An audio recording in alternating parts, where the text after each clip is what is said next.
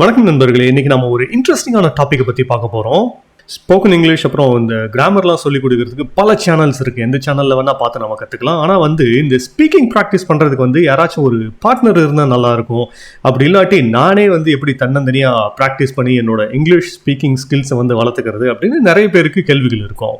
அதுக்கான ஒரு நல்ல பிளாட்ஃபார்மாக தான் நம்ம இந்த எல்லா வீக்கெண்டும் முடிந்த அளவுக்கு ஒரு ஜூம் செஷனை ஹோஸ்ட் பண்ணி அதில் லைக் மைண்டட் பீப்புள் எல்லாம் ஒன்று சேர்ந்து இந்த மாதிரி ஸ்பீக்கிங் ப்ராக்டிஸ் பண்ணுறதுக்கான ஒரு எஃபர்ட் ஆரம்பிச்சிருக்கோம். அதை பற்றி நான் ஒரு ஷார்ட்ஸ் கூட போட்டிருந்தேன். ஒவ்வொரு வார இறுதியிலையும் சாட்டர்டே அல்லது சண்டே எல்லாருக்கும் எப்போ காமனான ஒரு டைம் அவைலபிலிட்டி இருக்கோ அந்த டைமை ஃபிக்ஸ் பண்ணிக்கிட்டு நாமெல்லாம் ஆன்லைனில் ஒருத்தருக்கு ஒருத்தர் பேசி பழகிறதுக்காக இந்த மாதிரி இங்கிலீஷ் ஸ்பீக்கிங் ப்ராக்டிஸ் பண்ணுறதுக்கு, அது மட்டும் இல்லாமல் நமக்கு ஏதாவது சந்தேகம் இருந்தால் அதை கேட்டு கிளாரிஃபை பண்ணுறதுக்காகவும் அதை ஒரு பிளாட்ஃபார்மாக பயன்படுத்திக்கிட்டு இருக்கோம். இப்போது அந்த ஜூம் செஷன் வாரத்துக்கு ஒரு முறை தான் பண்ணுறதுக்கு நமக்கு டைம் இருக்குது. மற்றபடி எல்லாருக்குமே ஏதோ ஒரு வேலை பிஸியாக இருப்பீங்க, படிக்கிறதுலே ஆகட்டும் வேலையிலே ஆகட்டும். அதனால் தினமும் இந்த மாதிரி வாய்ப்பு கிடைக்கிறதுங்கிறது கொஞ்சம் கஷ்டமான விஷயம்தான். ஆனால் இது எதுவுமே இல்லாமல் யாரை டிபெண்ட் பண்ணியும் இல்லாமல் நம்மளோட ஃப்ரீ டைமில் நாமளே எப்படி இந்த இங்கிலீஷ் ஸ்பீக்கிங் பண்ணலாம் அப்படிங்கிறத பற்றி தான் இன்றைக்கி ஒரு சின்ன வீடியோவாக பண்ணலான்னு நினச்சேன்.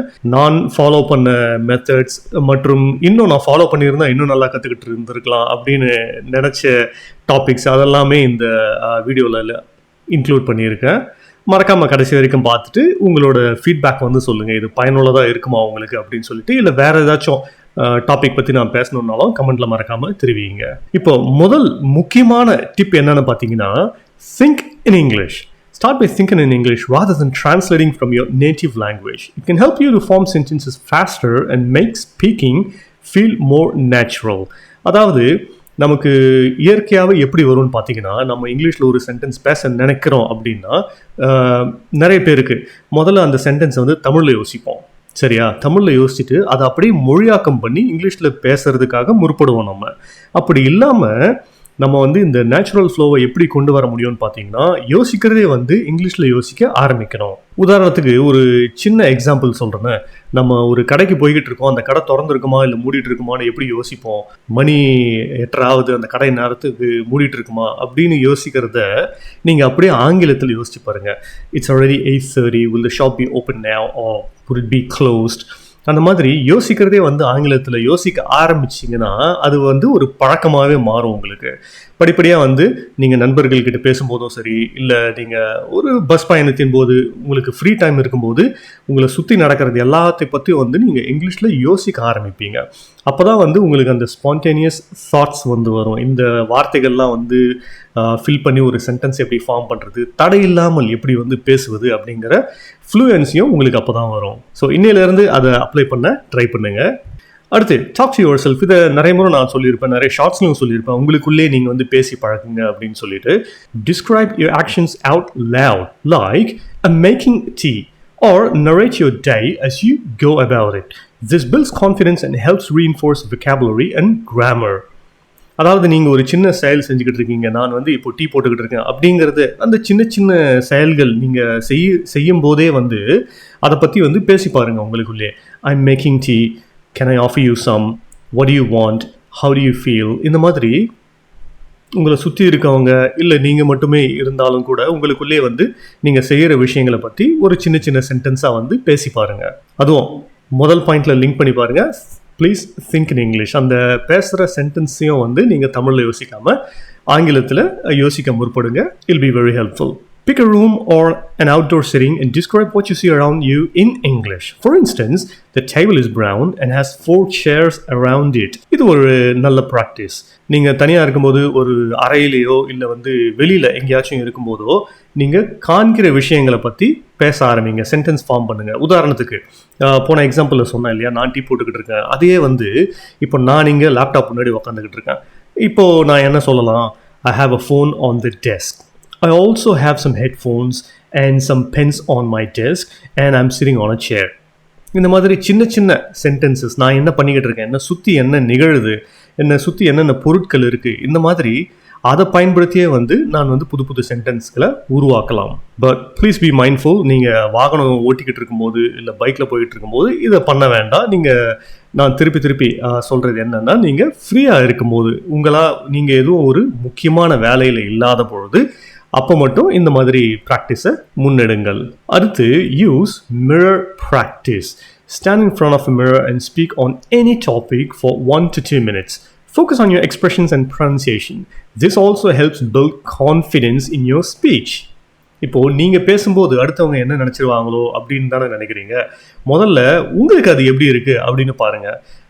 நீங்கள் பேசும் வார்த்தைகள், உச்சரிப்புகள் இதெல்லாம் வந்து எப்படி இருக்குது, உங்களோட எக்ஸ்ப்ரெஷன்ஸ், முகபாவனைகள், பாடி லாங்குவேஜ் இதெல்லாம் எப்படி இருக்குது அப்படின்னு சொல்லிட்டு நம்ம இதையே வந்து ஒரு ப்ராக்டிஸாக பண்ண தான் வந்து நமக்கு அந்த தன்னம்பிக்கை வரும். இந்த மிரர் ப்ராக்டிஸ் இது நான் பண்ணாமல் மிஸ் பண்ணதில் ஒரு விஷயம்.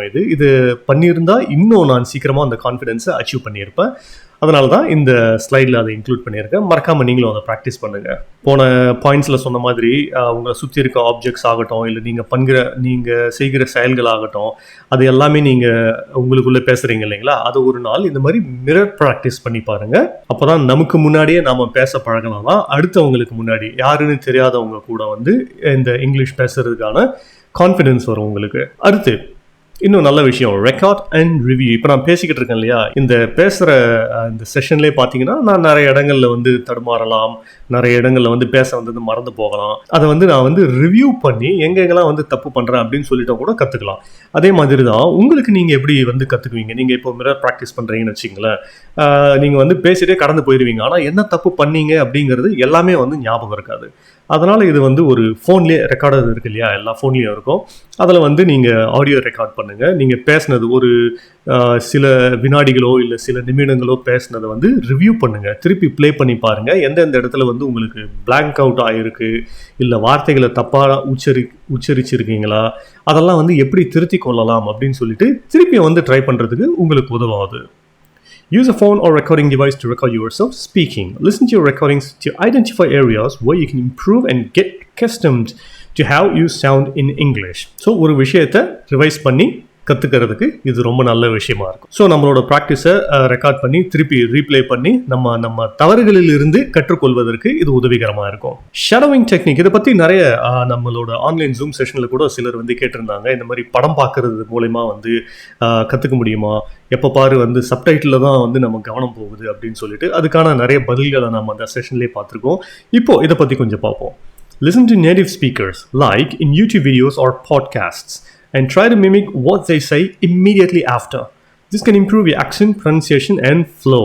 நான் வந்து ஏற்கனவே சொல்லியிருந்த மாதிரி 12ஆம் வகுப்பு வரை தமிழ் வழி கல்வி பயின்று வந்தால் எப்படி வந்து நான் ஆங்கிலம் கற்றுக்கிட்டேன்றதை இந்த மாதிரி மிமிக் பண்ணி தான் நிறைய விஷயங்களில் வந்து நான் இந்த மாதிரி படம் பார்க்குறதுலேருந்து, இந்த பாட்காஸ்ட்ஸ் வந்து பார்க்குறதுலேருந்து, அவங்கள மாதிரியே வந்து வார்த்தைகளை உச்சரித்து அவங்கள மாதிரியே சென்டென்ஸ் பேசி அப்படி தான் வந்து இங்கிலீஷில் நான் வந்து நிறைய இந்த தங்கு தடையின்றி பேசுவதற்கு, இந்த உச்சரிப்புகள்லாம் வந்து அவங்கள மாதிரி பேசுவதற்கு அவங்ககிட்ட இருந்து தான் கற்றுக்கிட்டேன். இன்னும் கற்றுக்கிட்டு தான் இருக்கேன். It's a continuous process.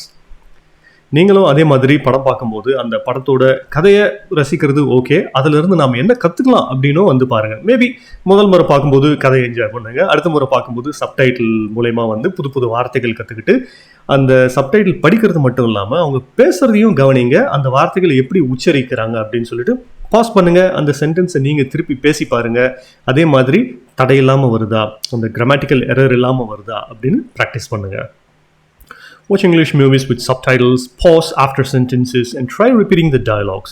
This helps with natural intonation and builds vocabulary. அதுதான் நான் ஏற்கனவே சொன்ன பாயிண்ட் தான். இந்த சப்டைட்டில்ஸ்ல இருந்து நம்ம ப்ரொனன்சியேஷன், புது புது வார்த்தைகள், அப்புறம் இந்த சென்டென்ஸ் ஃபார்மேஷன் எல்லாம் வந்து நிறைய விஷயங்கள் கற்றுக்க இருக்கு நமக்கு அதில் இருந்து. Narrate everyday tasks. Describe things you see or activities you're doing either mentally or out loud. For example, when cooking, you could narrate, now I'm chopping vegetables and next I'll add them to the pot. இது அந்த tea போடுற விஷயம் தான் ஏற்கனவே பார்த்துருவோம் நம்ம.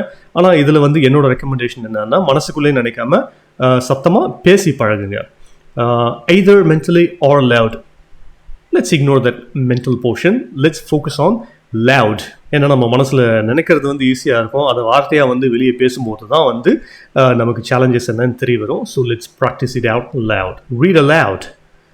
Reading a book, article or even social media content out loud can help you get comfortable with sentence structures and rhythm. ஒரு புத்தகத்தை படிக்கும்போது அந்த வாக்கியங்களை வந்து நம்ம ஏற்ற இறக்கம் இல்லாமல் ஒரே மாதிரியும் படிச்சுட்டு போயிட முடியும். அதுக்கு தான் வந்து அந்த மூவியில் பார்த்தோம் இல்லையா, அது ரொம்ப முக்கியம். அந்த ஒரு சென்டென்ஸை எப்படி எந்தெந்த இடத்துல எம்ஃபசைஸ் பண்ணி பேசுகிறாங்க, எந்தெந்த இடங்களில் ஏற்றம் வருது இறக்கம் வருது அப்படிலாம் சொல்லிட்டு. இப்போ நான் இந்த சென்டென்ஸை படித்தேன் இல்லையா, அதிலே வந்து பார்த்தீங்கன்னா முக்கியத்துவம் கொடுக்க வேண்டிய வார்த்தைகளுக்கு கொஞ்சம் அழுத்தம் கொடுத்துருப்பேன், இன்னும் கொஞ்சம் கம்மி ப்ரையாரிட்டி வார்த்தைகளுக்கு கொஞ்சம் வந்து அந்த இறக்கத்தை வந்து பயன்படுத்தலாம். Let me read it again. Reading a book, article, or even social media content out loud can help you get comfortable with sentence structures and rhythm. So இங்கே பார்த்தீங்கன்னா அந்த பங்க்சுவேஷனுக்கு கூட நம்ம கொஞ்சம் கேப் விட்டு படிக்கிறது, ரீடிங் அ புக், ஆர்டிக்கல், இந்த மாதிரி கம்மா இருக்கிற இடத்துல கொஞ்சம் பாஸ் விட்டு இப்படி பேசுறதுன்னு சொல்லிட்டு நீங்கள் வந்து ஆங்கிலத்தை தரவாக கற்றுக்கிட்டு ஃப்ளூயண்ட் ஆகும்போது இந்த என்ஹான்ஸ்மெண்ட்ஸ்லாம் வந்து உங்களுக்கு ரொம்ப உதவிகரமாக இருக்கும். இன்றைக்கி நான் யோசித்து வச்சது இத்தனை பாயிண்ட்ஸ் தான். இதுக்கு மேலே உங்களுக்கு ஏதாச்சும் ஐடியா இருந்தால் please feel free to share இந்த காமெண்ட் செக்ஷன். மற்ற எல்லாருக்கும் பயன்படட்டும் நமக்கு தெரிஞ்சது. அடுத்த எபிசோடில் கூடிய விரைவில் உங்களை சந்திக்கிறேன். நன்றி.